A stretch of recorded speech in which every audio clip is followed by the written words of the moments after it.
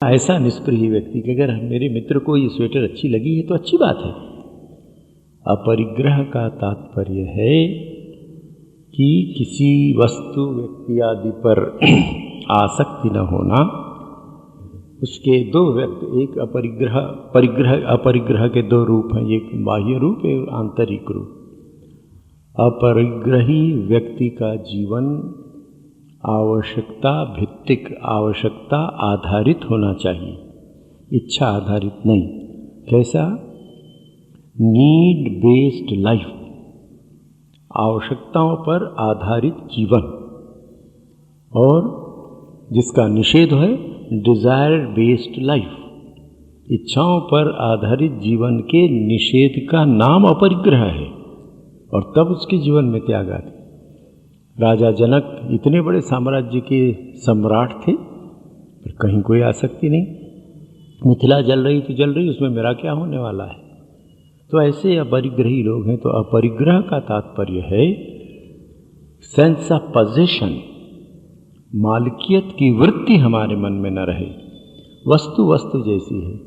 ये गिलास है तो गिलास का उपयोग करें, ये गिलास है। जब ये वृत्ति आती है ये गिलास मेरा है, तो परिग्रह की बात आ गई। परिग्रह की बात आते ही तुम्हारा नहीं है। जब मेरा है तो तुम्हारा नहीं है, और मैं और तू का सारा झगड़ा शुरू हुआ। ये साधकों के लिए है। इसमें जितना हम अभ्यास कर सकें, तो परिग्रह का संबंध भीतर से है, मन से है, वस्तु स्थान आदि से नहीं। और परिग्रह कई प्रकार के हैं। तो जब परिग्रह की बात आती है तो हमें केवल वस्तु के परिग्रह की ओर ही दृष्टि नहीं रखना चाहिए। बहुत बार हम अनुचित विचारों का भी परिग्रह कर लेते हैं, राग द्वेष आदि का भी परिग्रह कर लेते हैं। परिग्रह से तात्पर्य है संग्रह, अपरिग्रही होना चाहिए। कहीं कुछ चिपका के न रख सके मन को, मालकियत की भावना न रहे। वस्तु है, कोट पहनते हैं आप, कोट है, कोट आप पहनते हैं, कोट मेरा है आया तो परिग्रह हो गया। कोट है, कोट पहनते हैं, तो कोट को बिना मेरा कोट कहकर भी पहना जा सकता है और मेरा कोट कहकर भी पहना जा सकता है। इसके लिए सबसे अच्छा उपाय है ट्रस्टीशिप का, कि मैं इन वस्तुओं का स्वामी नहीं हूँ। प्रभु ने दी हैं ये वस्तुएं, मुझे व्यवहार करने के लिए दी है, मैं इसका व्यवहार करता हूँ। तो अपरिग्रही को अपनी आवश्यकताओं के अनुसार जीवन बिताना चाहिए, और आवश्यक वस्तुएं भी जो मेरे पास हैं उसके प्रति भी आसक्ति नहीं होनी चाहिए।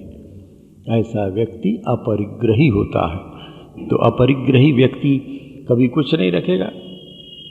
अभी ठंड के दिन है, ठंड के दिन में हम लोग जिस वर्ष मिल जाता है, हम जो बेचारे दरिद्र दुखी उनको कंबल बांटते हैं। इस बार रायपुर रोटरी क्लब मिलेनियम वालों ने 300 कंबल हमको दिए हैं, देने की बात कही है।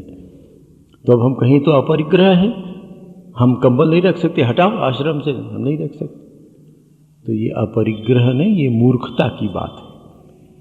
ये 300 कंबल उन लोगों ने हमें दिया, हम उन गरीबों को देते हैं जिनकी आवश्यकता है, तो हमारे परिग्रह का तो प्रश्न ही नहीं आया। पर ज्यों ही ये सोचने लगे आश्रम के लोग, हम सब लोग, कि हमारा कंबल है हम दे रहे हैं, तो देने के बाद भी परिग्रह मन में रह गया कि हमने दिया, मैंने दिया।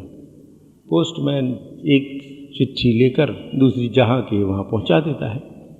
तो ये जो ट्रस्टीशिप की बात है, न्यास बुद्धि की नहीं, ये हमारा नहीं है। हम इसके केवल चौकीदार हैं, इसके ट्रस्टी हैं, रक्षक हैं। इस वृत्ति का नाम अपरिग्रह है। तो ऐसा अपरिग्रही होना चाहिए। फिर साधना की दृष्टि से एक अत्यंत महत्वपूर्ण, किंतु कई बार समझने में कठिन और भ्रांतिपूर्ण बात है, जो गंभीरता से विचार न करने के कारण ऐसा हो जाता है, वह है एकाकी रहसी स्थितः। रहसी माने एकांत स्थान। तो योगी को कैसा होना चाहिए? एकाकी, अकेला होना चाहिए, रहसी, एकांत में रहना चाहिए, स्थित रहकर। योगी को अकेले एकांत में रहकर आत्मानं सततम युञ्जीत, सतत आत्मा का चिंतन करना चाहिए। तो यहाँ एकाकी और रहसी, अकेला होना और एकांत में रहना, ये अत्यंत महत्वपूर्ण बात है। योग की साधना या ध्यान की साधना के लिए इस पर विचार करना बहुत आवश्यक है। अकेलापन, अकेले रहना और एकांत, ये दोनों परस्पर संबंधित तो हैं, पर अकेलापन और अकेले रहना, स्वयं में रहना, अंग्रेजी में अगर कहूँ तो एलोन एंड लोनलीनेस, लोनलीनेस, अकेलापन हमेशा दुख का कारण होता है। जो ही व्यक्ति को लगता है मैं तो अकेला हूँ, अब मेरा कोई नहीं है, तो भीड़ में रहकर भी ये अकेलापन व्यक्ति को दुखी कर देता है, जब उसको लगता है कि मेरा कोई नहीं है। पर जब व्यक्ति स्वेच्छा से अकेले रहता है, अपनी इच्छा से अपने आप में रहने की जो बात है, वो अकेलापन नहीं है।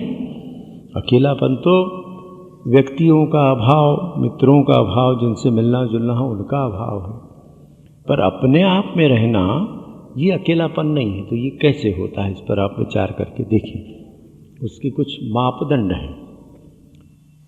जब हम अकेले रहते हैं तो हमको दुख होता है और सहायता की आवश्यकता लगती है।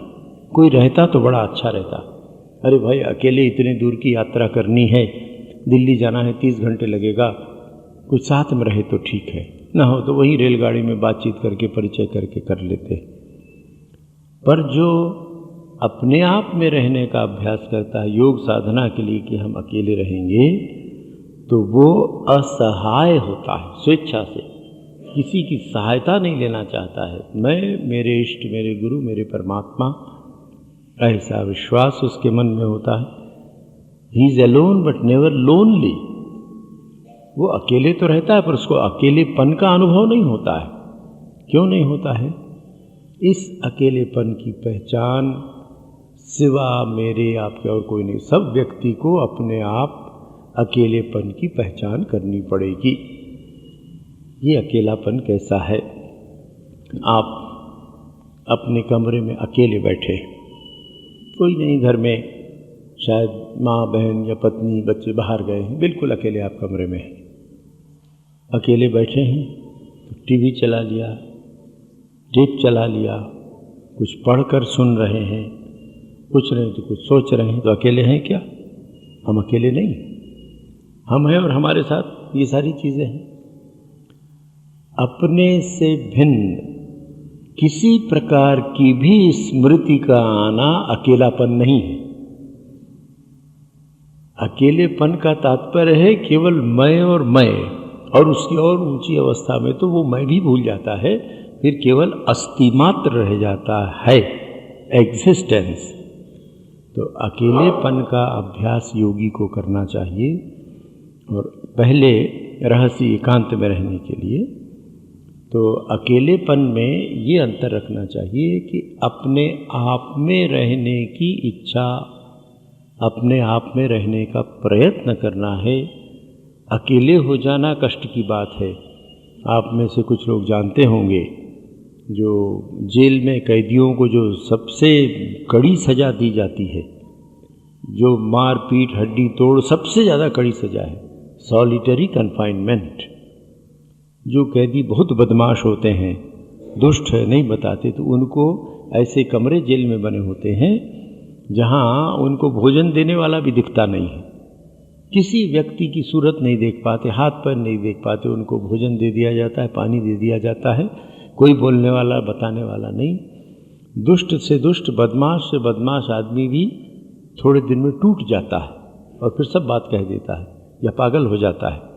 तो ये सॉलिटरी कन्फाइनमेंट, ये जो एकदम एकांत में रहने की सजा है, ये नहीं है। तो योगी को जब अकेलेपन का अभ्यास करना पड़ता है तो क्या अपने आप में रहता है, अपने आप में रहने का, तो आत्मनि एव आत्मना तुष्टः, अपने आप में संतुष्ट है, तो उसके पास चिंतन के विषय हो सकते हैं। प्रारंभ में जब हम अपने आप में संतुष्ट नहीं होते हैं तो इसका अभ्यास कैसे करें? सच्चिंतन के द्वारा।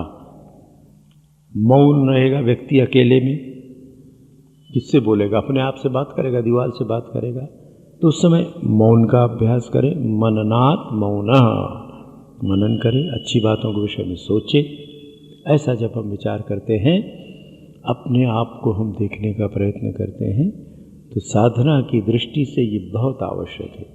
एकांत में रहकर ही हम अपने आप से परिचय प्राप्त कर सकते हैं।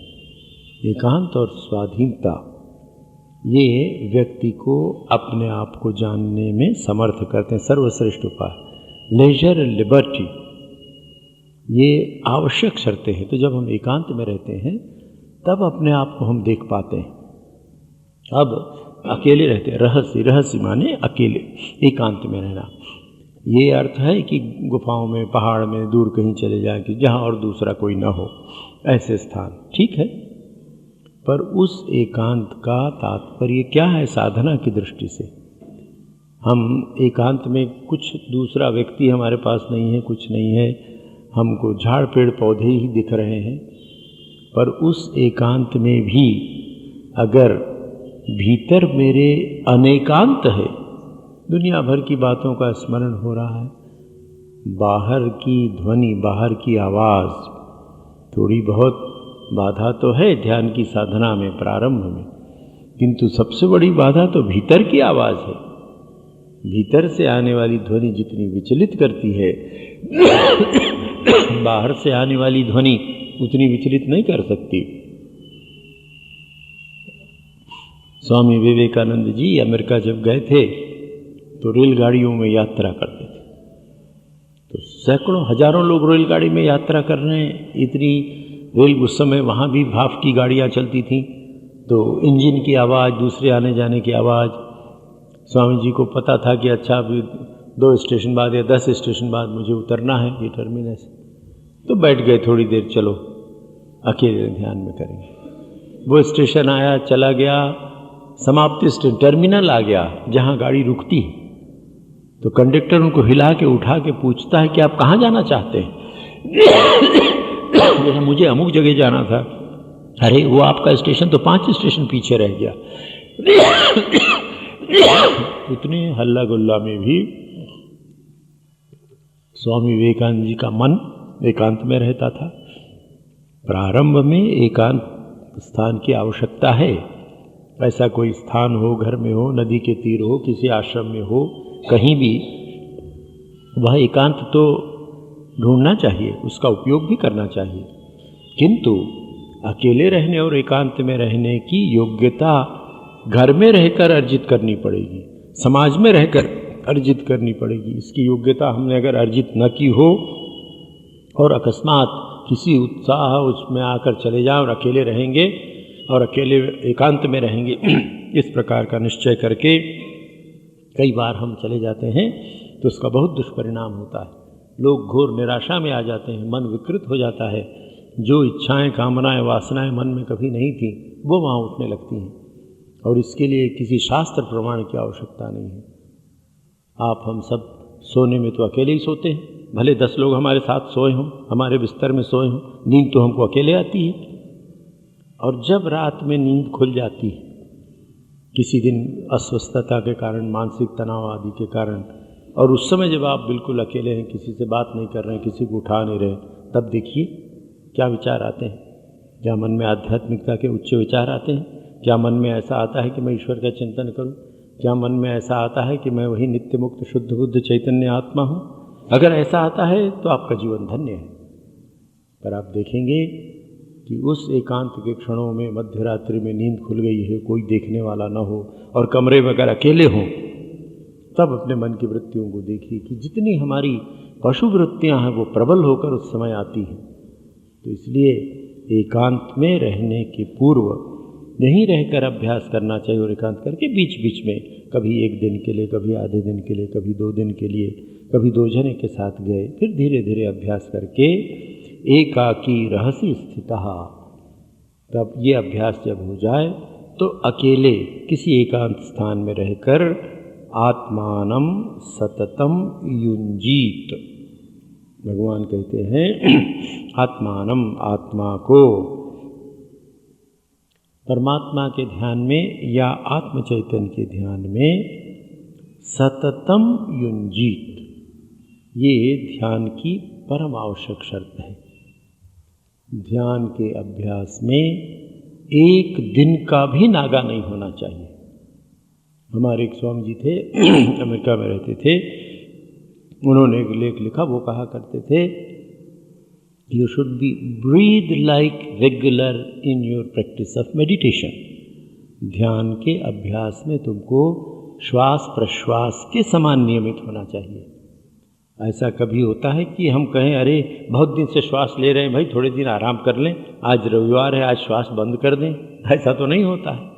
तो जिस प्रकार श्वास प्रश्वास में हम नियमित हैं, उसी प्रकार ध्यान के अभ्यास में कम अधिक समय हो सकता है। आज बहुत व्यस्त हैं तो उतना समय नहीं मिला, जितने हम प्रतिदिन 1 घंटे आप ध्यान करते हैं, ध्यान का अभ्यास करते हैं, समय नहीं मिला होगा। आधे घंटे 10 मिनट आप प्रातःकाल रोज करते हैं, किसी कारण समय नहीं मिल पाया प्रातःकाल, तो दोपहर में समय मिला, जब समय मिला। पर कोई भी 24 घंटा ऐसा न बीते कि हमने ध्यान का अभ्यास नहीं किया। सततम, निरंतर, युंजीत, लगावे। मन नहीं लगता है, पर हमने निश्चय कर लिया है। और ये निश्चय तब होगा कि जब हम अपनी कुछ धारणाएं बदलेंगे। बहुत बार ध्यान के विषय में तो बार बार लोग पूछने के लिए आते हैं और बड़ी चर्चाएं करते हैं, पर ध्यान की दूसरी शर्तों को मानने को तैयार नहीं, सुनने को तैयार नहीं, जानते भी नहीं हैं। ध्यान समाधि के पहले की अवस्था है। जिसको देखो कभी स्वामी जी कैसे ध्यान करें, ध्यान सिखा दीजिए। ध्यान तो ठीक है भाई, पर उसके पहले यम नियम आदि की चर्चा की गई है। कैसे यम नियमों का पालन करें, किस प्रकार जीवन में व्यवस्था लाएं, ये सब देखकर ये जो ध्यान योग की साधना की बात 6वें अध्याय में भगवान बता रहे हैं, उसका यही तात्पर्य है कि भाई तुम ध्यान की शर्तें पूरी करो। और दूसरी बात जो आपसे निवेदन करना चाहूँगा, ध्यान योग प्रत्येक योग के लिए आवश्यक है। एक व्यक्ति कर्मयोगी हो सकता है, कर्मयोग उसके जीवन में प्रधान है। कर्म के द्वारा चित्त शुद्धि करके वो ईश्वर प्राप्ति, आत्म साक्षात्कार करना चाहता है। एक व्यक्ति भक्ति योगी हो सकता है, भक्ति के द्वारा प्रेम से भगवान को प्राप्त करना चाहता है, तो भगवान का भजन करता है, कीर्तन करता है। एक व्यक्ति ज्ञान योगी हो सकता है, निरंतर विचार करता रहता है, ब्रह्म सत्य जगन मिथ्या है नहीं है, इस प्रकार ज्ञान योग की जो प्रक्रिया है, मैं देह नहीं, मन नहीं, बुद्धि नहीं, आदि आदि वो करता है। और राजयोग की साधना में तो ध्यान प्रधान है ही। हमें ये ध्यान कर रखना चाहिए, प्रत्येक योग में ध्यान परम आवश्यक है। कर्मयोगी को एकाग्रता पूर्वक कर्म करना चाहिए। जो कर्म हाथ में हो उसमें वो पूरी तरह डूब जाए। कर्म करते समय दूसरा कोई विचार उसके मन में ना आए, केवल उसी कर्म में लगा रहे और अनासक्ति, मैं इसमें आसक्त नहीं हूँ, तो ध्यान लगाने की आवश्यकता है। और कर्मयोग के द्वारा क्या जानना, क्या प्राप्त करना चाहता है, चित्त शुद्ध करके आत्म साक्षात्कार करना चाहता है या ईश्वर को प्राप्त करना चाहता है, तो ईश्वर में ध्यान लगाना पड़ेगा या आत्मा का चिंतन करना पड़ेगा। कर्मयोगी को भी, भक्ति योगी को अपने सगुण परमात्मा में, अपने इष्ट में, अपने गुरु में निरंतर मन को एकाग्र करने का प्रयत्न करना पड़ेगा। राजयोगी की तो संपूर्ण साधना ही है, और ज्ञान योगी की भी साधना यही है कि वो सबको नेति नेति कहते हुए अपने स्वरूप में स्थित होना चाहता है। तो ध्यान योग सभी योगों में सहायक है। इसलिए ध्यान योग की साधना का सतत अभ्यास करना पड़ेगा। रहस्य स्थितः सततम आत्मानं युञ्जीत। सतत आत्मा के चिंतन में लगाए। तो इसमें ये सातत्य का बहुत बड़ा महत्व है, इसलिए कि हमारे जन्म जन्मांतर के संस्कार हैं और उन संस्कारों ने हमारे मन को बहिर्मुखी कर दिया है। मन्यमानम रहस्य स्थितः एकाकी यतचित्तात्मा, निरान्य सूत्र बताए हैं। उन सूत्रों का अभ्यास एक एक करके करेंगे ऐसा नहीं, सब साथ में करना पड़ेगा। क्या क्या करना पड़ेगा साथ में? हमको यतचित्तात्मा, शरीर और मन को वश में करने का प्रयत्न करना पड़ेगा। निराशी ही विगत तृष्ण, जीवन में व्यर्थ की आशाओं का त्याग करना पड़ेगा, तृष्णाओं का त्याग करना पड़ेगा। साथ साथ चले। अपरिग्रह, साथ में अपरिग्रह का अभ्यास करना पड़ेगा। जिन वस्तुओं की आवश्यकता नहीं है, जिन व्यक्तियों से संपर्क रखने की आवश्यकता नहीं है, जिन स्थानों में जाने की आवश्यकता नहीं है, इन सब का त्याग अपरिग्रह के अंतर्गत आता है। केवल वस्तुओं को छोड़ देने से नहीं होता है। जो अनावश्यक वस्तुएं हैं वो तो छोड़ने योग्य हैं, पर ऐसे स्थान हैं जहाँ जाने की आवश्यकता नहीं। कई बार कई ऐसे लोगों से भेंट होती है, यहाँ आते हैं, पूछा भाई कहाँ से आ रहे हैं? महाराज जरा बाजार घूमने गए थे। क्यों, क्या खरीदा? नहीं महाराज, कुछ खरीदना नहीं था, बाजार घूमने गए थे। बाजार कोई घूमने की जगह है? पर हम जाते हैं, जाने से और मन को खराब करते हैं। तो अपरिग्रही व्यक्ति जानता है नहीं, व्यर्थ में बाजार जाना मन को और विभिन्न प्रकार के प्रलोभनों के सामने छोड़ देना है जो हानिकारक है। तो ऐसा अपरिग्रही योगी को एकाकी रहस्य स्थितः एकाकी, इसका भी अभ्यास साथ साथ प्रतिदिन कुछ न कुछ समय एकांत का निकालना चाहिए। कहाँ निकालना चाहिए? भगवान रामकृष्ण कहते हैं, ध्यान कुर्वे मोने कोने बोने। ध्यान का अभ्यास मन में करो, घर के किसी कोने में करो, या वन में माने एकांत स्थान में करो। हमको एकांत उपलब्ध नहीं है, वन में हम जा नहीं सकते, कहीं एकांत है नहीं, तो घर के किसी कोने में बैठ जाओ। वहाँ भी बैठने में साधा है तो मन में करो। कोई ऐसा घर नहीं है जहाँ कुछ एकांत ना हो। हमारे स्नानागारों में एकांत नहीं रहता है। बाथरूम तो बाजार में नहीं होते, आपके घर के ड्राइंग रूम में नहीं होते, वहाँ एकांत रहता है कि नहीं? तो जब स्नान आदि के लिए एकांत का प्रबंध कर सकते हैं, तो ध्यान के लिए एकांत का प्रबंध नहीं कर सकते। बात यह है कि इच्छा नहीं है। अगर ऐसी इच्छा हो तो एकांत हो जाता है।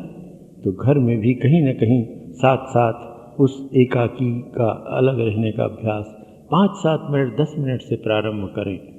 कोई नहीं, न पत्नी, न बच्चे, न भाई, चुपचाप अपने कमरे में या जो आपका स्थान हो वहाँ बैठे हैं और फिर वहाँ बैठकर भगवान का चिंतन करें। आज इस प्रकार का करें, इस प्रकार का अभ्यास करेंगे तो जीवन में व्यवस्था और संतुलन आएगा, और ये व्यवस्था और संतुलन हमारे जीवन को उन्नत करेगा और विकसित करेगा। आध्यात्मिकता का यही तात्पर्य, हमारा जीवन उन्नत होता है और विकसित होता है। इसलिए ये ध्यान का अभ्यास जीवन में परम आवश्यक है, यही भगवान कह रहे हैं। आगामी रविवार पुनः आपकी सेवा में मैं रहूँगा। आप सब सादर आमंत्रित हैं।